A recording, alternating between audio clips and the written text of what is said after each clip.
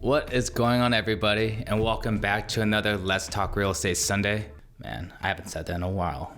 If you're a first-time home buyer and you don't know what's going on in the market right now, I'll let you know right now that as a buyer, it's extremely hard, especially if you're in Texas, where we have so many people moving from other states like California, as well as investors buying up properties left and right, that it's literally a war.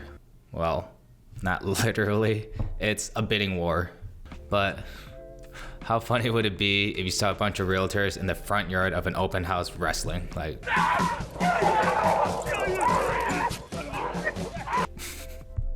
that'd be awesome, honestly. But because of this, it's important as ever to be fully prepared to get into battle, especially if you're a first-time home buyer.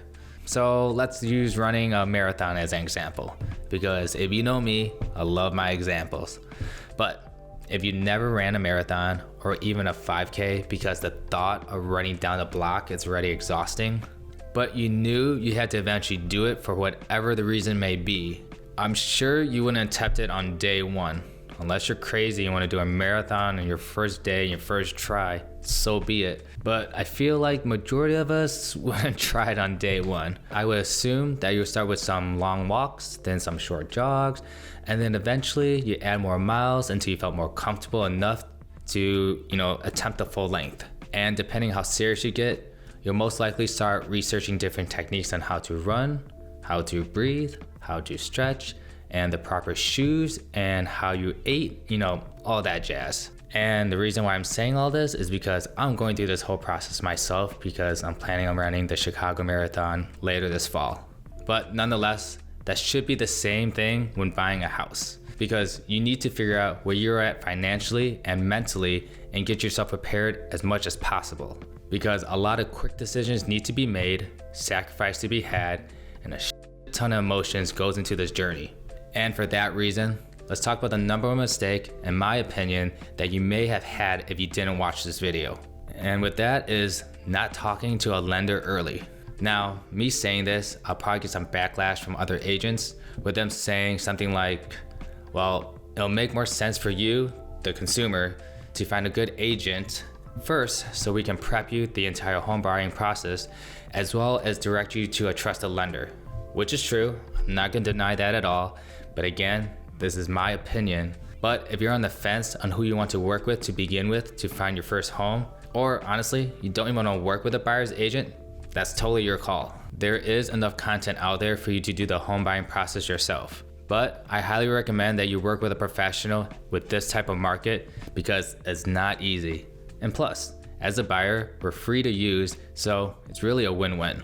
But nonetheless, while you're interviewing the perfect realtor, you should make this journey as efficient as possible and at least get your finances in check for the time being. Because finding a good loan officer won't just give you the best mortgage rate, but a great one will be able to be your financial coach. They'll be able to figure out how financially healthy you are and be real with you on what you need to do and the time frame it'll take you to get to where you need to be able to afford the home that you want. That was a mouthful. Ugh. Now, the big question, will they pull your credit?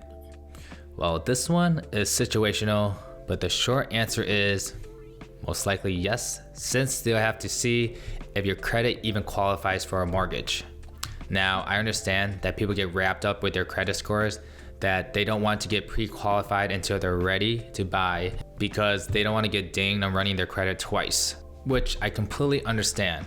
But hear me out. Wouldn't it be worse if you find the home of your dreams and then when you try to get pre-approved for the loan, you then realize those free online mortgage calculators they used a few months back weren't accurate and you're nowhere close on where you thought you could afford. Now, if you've been working very hard on your credit and you want the best score possible, well, there is alternative ways to simulate your mortgage scores by using sites like myfico.com and some other ways to boost your credit too, such as using Experience Boost or being an authorized user on someone else's credit card. And if you are interested to learn more about being an authorized user, I did make a video all about that, so I'll have a link in the description below. But to get back on topic, a big part of being qualified for a home loan is the amount of debt you have versus the money you bring in each month, which is also known as your debt to income ratio. So even if you make good money now, You may not like what you qualify for, depending on how much debt you have and the bad credit mistakes you made in the past. Which leads me into my next tip, which is dealing with your debts.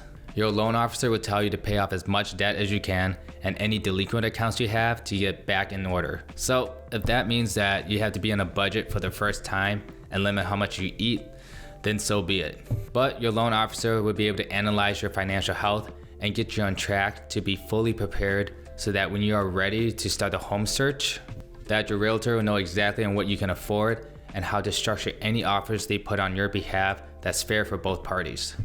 So make sure you talk to a loan officer or at least a financial advisor as early as possible. Because the earlier you have a concrete plan on how to afford a house, the faster that you'll be one step closer in being a homeowner. But that's all I have for this week's video. Hopefully it's been helpful. And if it was, then make sure you give this video a like. And if you need help connecting to a loan officer, I have many that I can refer you to that are amazing at what they do. And if you need a financial money coach, I have that one also. But other than that, I hope you have a blessed day, enjoy the rest of your Sunday, and I'll bother you next week.